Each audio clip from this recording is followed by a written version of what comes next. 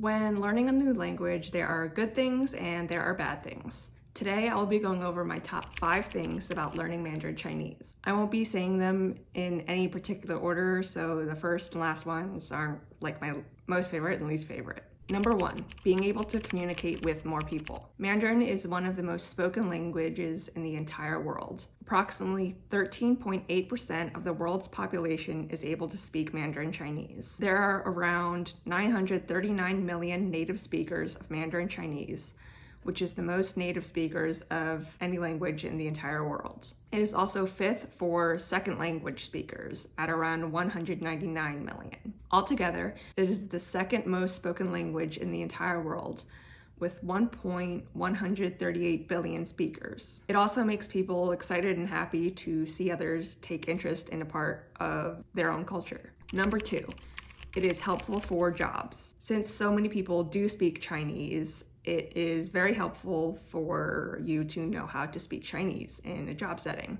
For example, I could translate a website or product into Chinese or from Chinese to English to help a company reach a wider audience. Number 3, the fact that if I learn how to read Chinese, I could read ancient texts written in Chinese from thousands of years ago is really awesome. This is because the writing system in China has remained largely unchanged. And as a native English speaker, it's very interesting to me because there are texts from only like a few hundred years ago that are difficult to read without having some kind of additional education. Whereas native Chinese speakers are just able to read these texts, these ancient texts written in Chinese, without any additional education because it's just the writing system that they've used throughout the entire time, which I think is really, really cool.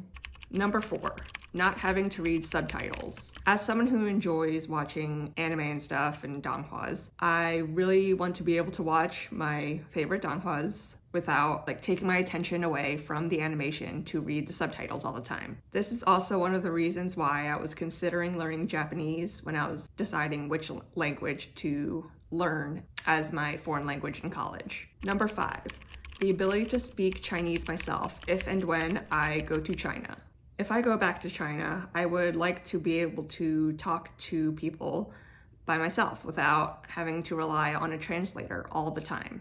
Would be nice to have a translator to help a little bit, but I would like to be able to say some things myself as well. Also, if I end up finding my birth family, I would want to be able to talk to them myself without a translator, because a translator would just kind of feel like something in between us, like me and my birth family connecting. This is assuming that my birth family would know how to speak Mandarin Chinese, because I was born in a region where people mostly speak Cantonese. So it is highly likely that my birth family also speaks Cantonese. So I'm kind of hoping that they know at least a little bit of Mandarin. If you'd like to learn more about my Chinese learning journey or my adoption journey, click one of my playlists here. Thanks for watching. Bye!